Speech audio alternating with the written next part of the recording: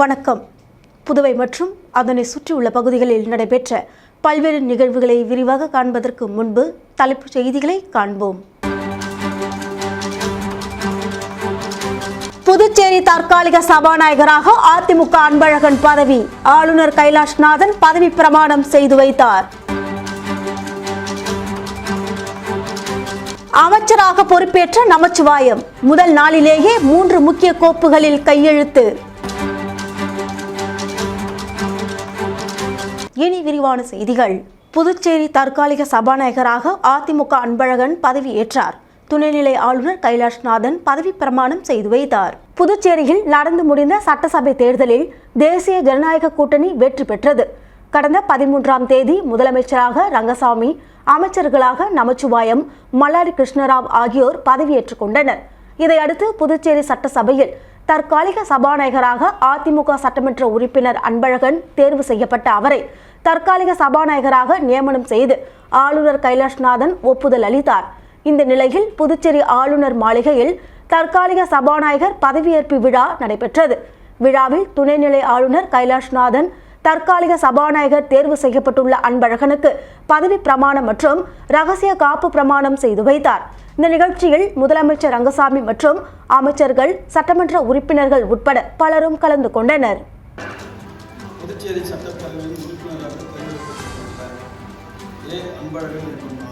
சட்டமுறைப்படி நிறைவேற்றப்பட்டுள்ள இந்திய அரசியல் அமைப்பில் உண்மையான நம்பிக்கையும் பற்றுறுதியும் கொண்டிருப்பேன் என்று நாட்டின் இறையாண்மையையும் ஒருமைப்பாட்டையும் நிலைநிறுத்துவேன் என்றும் நான் உறுப்பினராக மேற்கொள்ள இருக்கும் கடமைகளை நேர்மையுடன் நிறைவேற்றுவேன் என்றும் கடவுளின் பெயரால் உறுதி கொடுக்கிறேன். இந்திரா காந்தி சிலை அருகே அதிநவீன இதய சிகிச்சை மையம் திறப்பு விழா முதலமைச்சர் ரங்கசாமி திறந்து வைத்தார். புதுச்சேரி இந்திரா காந்தி சிலை அருகே புதிதாக அமைக்கப்பட்டுள்ள doctor Anush ராஜின் Hridya Kshetra Cardia clinic என்ற அதிநவீன இதய சிகிச்சை மையத்தின் திறப்பு விழா சிறப்பாக நடைபெற்றது. இந்த விழாவில் புதுச்சேரி முதலமைச்சர் ரங்கசாமி சிறப்பு விருந்தினராக கலந்து கொண்டு மருத்துவமனையை திறந்து வைத்து குத்துவிளக்கு ஏற்றி தொடங்கி வைத்தார். பின்னர் மருத்துவமனை வளாகத்தை சுற்றி பார்த்த முதலமைச்சர் அங்குள்ள மருத்துவ உபகரணங்கள், இதய சிகிச்சை வசதிகள் மற்றும் நோயாளிகளுக்கு வழங்கப்பட உள்ள மருத்துவ சேவைகள் குறித்து மருத்துவர்களிடம் கேட்டறிந்தார். இதய நோயாளிகளுக்கான நவீன சிகிச்சைகள் மற்றும் பரிசோதனை வசதிகள் குறித்து விரிவாக விளக்கமளிக்கப்பட்டது. இந்த திறப்பு விழாவில் தொழிலதிபர் கிருஷ்ணகுமார், வழக்கறிஞர்கள் பன்னீர்செல்வம், விவேகானந்தன், மருத்துவர்கள் டாக்டர் ராஜகீர்த்தி, டாக்டர் கிரிபஸ்ரீ, டாக்டர் ஹானஸ்ராஜ் உள்ளிட்ட பலர் கலந்து கொண்டு வாழ்த்து தெரிவித்தனர். மேலும் மருத்துவமனையின் நிறுவனர் மருத்துவர் டாக்டர் அனுஷ்ராஜ், அவரது தந்தை முன்னாள் பேராசிரியர் ராஜமோகன் மற்றும் தாய் மாலா ஆகியோர் வருகை தந்தவர்களை வரவேற்றனர். பொதுமக்களுக்கு உலகத்தரம் வாய்ந்த இதய சிகிச்சை சேவைகளை ஒரே இடத்தில் வழங்கும் நோக்கில் தொடங்கப்பட்டுள்ள இந்த மருத்துவமனையில் எக்கோ, ட்ரெட்மில் டெஸ்ட், இசிஜி, இரத்த பரிசோதனை சேவைகள் உள்ளிட்ட பல்வேறு நவீன வசதிகள் ஏற்படுத்தப்பட்டுள்ளதாக மருத்துவர்கள் தெரிவித்தனர். இந்த புதிய இதய சிகிச்சை மையம் புதுச்சேரி மக்களுக்கு விரைவான, தரமான மற்றும் துல்லியமான இதய சிகிச்சை சேவைகளை வழங்கும் என்ற நம்பிக்கை விழாவில் பங்கேற்றவர்களிடையே தெரிவிக்கப்பட்டது.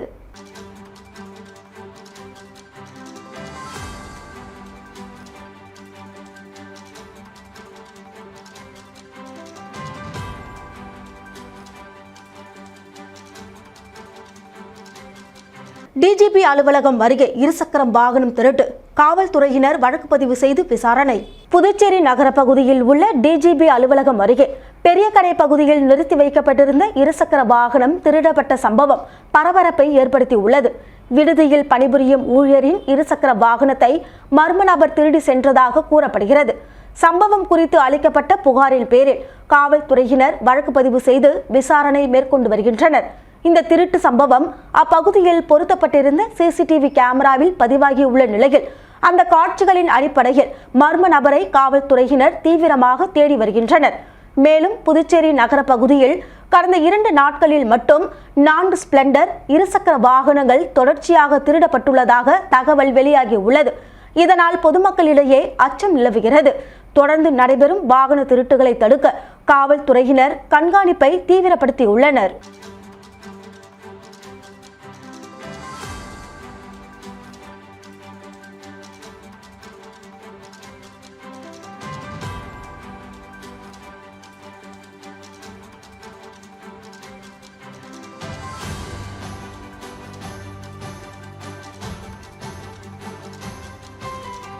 புதுச்சேரி சட்டப்பேரவையின் தற்காலிக சபாநாயகராக அதிமுகவை சேர்ந்த உப்பளம் தொகுதி சட்டமன்ற உறுப்பினர் அன்பழகன் பதவியேற்றார். புதுச்சேரியில் நடந்து முடிந்த சட்டமன்ற தேர்தலில் 18 தொகுதிகளை கைப்பற்றி மீண்டும் தேசிய ஜனநாயக கூட்டணி ஆட்சி அமைத்தது.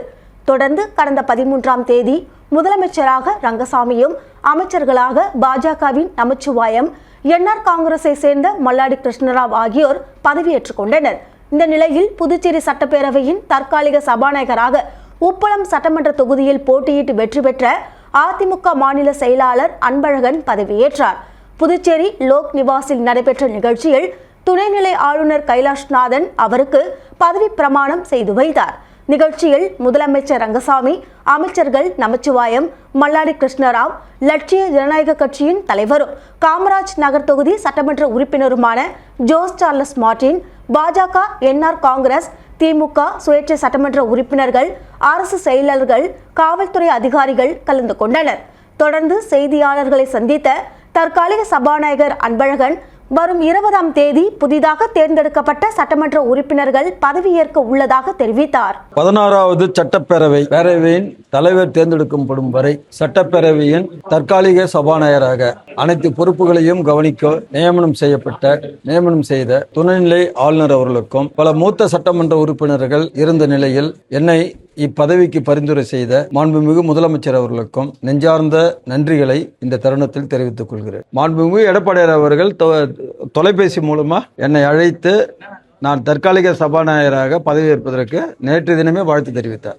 ஒரு தாய் உள்ளத்தோடு வாழ்த்து தெரிவித்தார். இன்னைக்கு தான் பாத்தீங்களா, திமுக இருக்கிறவங்களாம் கூட வந்தாங்களா, கட்சி வித்தியாசம் இல்லாம பல சட்டமன்ற உறுப்பினர்கள் எனக்கு வாழ்த்து தெரிவித்தது ஒரு நெகிழ்ச்சியான சம்பவம். பல விஷயத்துல கூட துணைநிலை ஆளுநர் மாளிகையில் நடக்கக்கூடிய பல்வேறு நிகழ்ச்சிகளை ஒவ்வொரு காரணத்துக்கோசம் ஒரு சிலர் புறக்கணிப்பாங்க. ஆனா இந்த ஒரு நிகழ்வு என்பது எல்லாருமே வந்தாங்க. அது ஒரு மகிழ்ச்சியான தனியார் பேருந்தின் அதிவேக ஓட்டம், இருசக்கர வாகனம் மீது மோதி 2 இளைஞர்கள் படுகாயம். நடவடிக்கை கோரி பொதுமக்கள் கோரிக்கை. புதுச்சேரி ஆம்பூர் சாலை போக்குவரத்து காவல் நிலையம் எல்லைக்குட்பட்ட பகுதியில் முத்தியால்பேட்டையிலிருந்து பேருந்து நிலையம் நோக்கி சென்ற தனியார் பேருந்து டைமிங் பிரச்சனை காரணமாக அதிவேகமாக சென்றதாக கூறப்படுகிறது. அப்போது எதிரே வந்த 2 இளைஞர்கள் சென்ற இருசக்கர வாகனம் மீது பேருந்து மோதி விபத்து ஏற்பட்டது. இந்த விபத்தில் இருசக்கர வாகனம் சுமார் 200 மீட்டர் தூரம் வரை பேருந்தில் இழுத்து செல்லப்பட்டதாக கூறப்படுகிறது. இதில் வாகனத்தில் பயணம் செய்த 2 இளைஞர்களும் பலத்த காயமடைந்தனர். விபத்தை கண்டு அதிர்ச்சி அடைந்த அப்பகுதி பொதுமக்கள் காயமடைந்த இளைஞர்களை மீட்டு உடனடியாக புதுச்சேரி அரசு பொது மருத்துவமனைக்கு சிகிச்சைக்காக அனுப்பி வைத்தனர். மேலும் விபத்தில் சிக்கிய இருசக்கர வாகனம் முற்றிலும் நொறுங்கியது. தனியார் பேருந்துகளின் டைமிங் போட்டி காரணமாக புதுச்சேரி நகர பகுதியில் தொடர்ந்து விபத்துகள் நடைபெற்று வருவதாக பொதுமக்கள் குற்றம் சாட்டுகின்றனர். இதனால் காவல்துறையினர் தனியார் பேருந்து உரிமையாளர்கள் மற்றும் ஓட்டுநர்களிடம் ஆலோசனை நடத்தி பொறுமையுடனும் பாதுகாப்புடனும் வாகனங்களை இயக்க அறிவுறுத்த வேண்டும் என கோரிக்கை விடுத்துள்ளனர். மேலும் தனியார் பேருந்துகள் அதிவேகமாக இயக்கப்படுவதால் பொதுமக்கள் மத்தியில் அச்சம் நிலவி வருவதாகவும் தெரிவிக்கப்பட்டுள்ளது.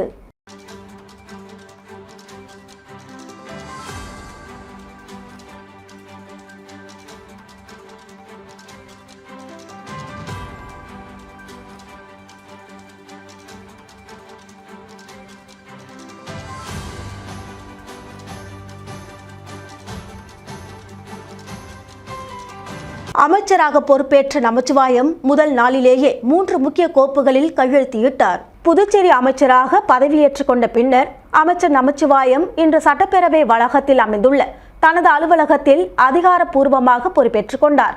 அமைச்சராக பொறுப்பேற்ற பிறகு பொதுமக்கள் நலனை கருத்தில் கொண்டு 3 முக்கிய கோப்புகளில் முதலாவதாக கையெழுத்திட்டார். அதன்படி மண்ணாடிப்பட்டு தொகுதிக்குட்பட்ட ஆதி திராவிட மக்களுக்கு இலவச மனைப்பட்டா வழங்குவது தொடர்பான கோப்பு, திருக்கனூர் பகுதியில் துணை வட்டாட்சியர் அலுவலகம் அமைப்பது தொடர்பான கோப்பு மற்றும் அமைச்சருக்கு தனி செயலர் நியமிப்பது தொடர்பான கோப்பு ஆகியவற்றில் அமைச்சர் நமச்சிவாயம் கையெழுத்திட்டார். பொறுப்பேற்ற முதல் நாளிலேயே மக்கள் நலன் மற்றும் நிர்வாக வசதிகளை மேம்படுத்தும் நடவடிக்கைகளுக்கு முன்னுரிமை அளித்து முக்கிய முடிவுகள் எடுக்கப்பட்டுள்ளமை குறிப்பிடத்தக்கது.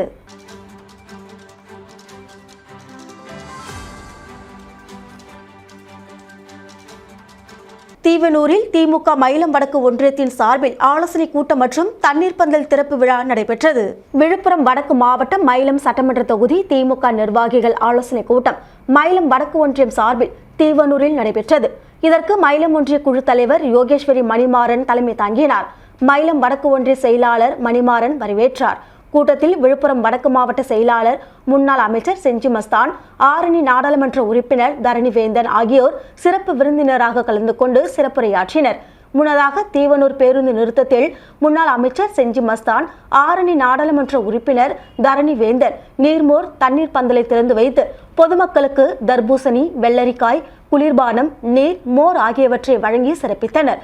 நிகழ்ச்சியில் மயிலம் முன்னாள் சட்டமன்ற உறுப்பினர் டாக்டர் மாசிலாமணி, மயிலம் தெற்கு ஒன்றிய செயலாளர் வழக்கறிஞர் சேதுநாதன், மாவட்ட அவைத்தலைவர் டாக்டர் சேகர், வல்லம் ஒன்றிய பெருந்தலைவர் அமுதா ரவிக்குமார், வல்லம் வடக்கு ஒன்றிய செயலாளர் அண்ணாதுரை, ஒலக்கூர் மேற்கு ஒன்றிய செயலாளர் ராஜாராம், வல்லம் தெற்கு ஒன்றிய செயலாளர் மொடையூர் துரை, வல்லம் மத்திய ஒன்றிய செயலாளர் இளம் வழுதி, பொதுக்குழு உறுப்பினர் வீடூர் ரவி, மாவட்ட செயற்குழு உறுப்பினர் வீடூர் பிரகாஷ் மற்றும் பாஸ்கர், வழக்கறிஞர் கமலக்கண்ணன், மத்திய ஒன்றிய செயலாளர் செழியன், கவுன்சிலர்கள் ராஜ், பரத், ஞானசேகர், தீவனூர் சேகர், ரமேஷ், வேல்முருகன், பிரபு, அன்பு, சேகர் மற்றும் திமுக நிர்வாகிகள் உட்பட பலர் கலந்து கொண்டனர். திண்டிவனம் நாகலாபுரம் பாலம் அடிக்கல் நாட்டு விழா நடைபெற்றது. விழுப்புரம் மாவட்டம் திண்டிவனம் 26வது வார்டு நாகலாபுரம் தரைப்பாலம் கடந்த பெஞ்சல் புயலால் உடைந்து சேதமடைந்ததை தொடர்ந்து பொதுமக்கள் கோரிக்கையை ஏற்று 137 ரூபாய் லட்சம் மதிப்பீட்டில் புதிய உயர்மட்ட மேம்பாலம் கட்டும் பணியை திண்டிவனம் நகரமன்ற தலைவர் நிர்மலா ரவிச்சந்திரன் பூமி பூஜை செய்து தொடங்கி வைத்தார். இதில் நகரமன்ற துணைத் தலைவர் ராஜலட்சுமி, வெற்றிவேல், நகராட்சி உதவி பொறியாளர் ரவி, நகரமன்ற உறுப்பினர் உமா, செந்தில் உள்ளிட்ட பலர் கலந்து கொண்டனர். மீண்டும் தலைப்புச் செய்திகள். புதுச்சேரி தற்காலிக சபாநாயகராக அதிமுக அன்பழகன் பதவி, ஆளுநர் கைலாஷ்நாதன் பதவி பிரமாணம் செய்து வைத்தார். அமைச்சராக பொறுப்பேற்ற நமச்சிவாயம் முதல் நாளிலேயே 3 முக்கிய கோப்புகளில் கையெழுத்து. இத்துடன் செய்திகள் நிறைவடைகின்றது. உங்களிடமிருந்து விடைபெறுவது ஜானகி. செய்திகளை உடனுக்குடன் தெரிந்து கொள்ள கமலா தொலைக்காட்சியின் சமூக வலைதளத்தை பின்பற்றவும். நன்றி, வணக்கம்.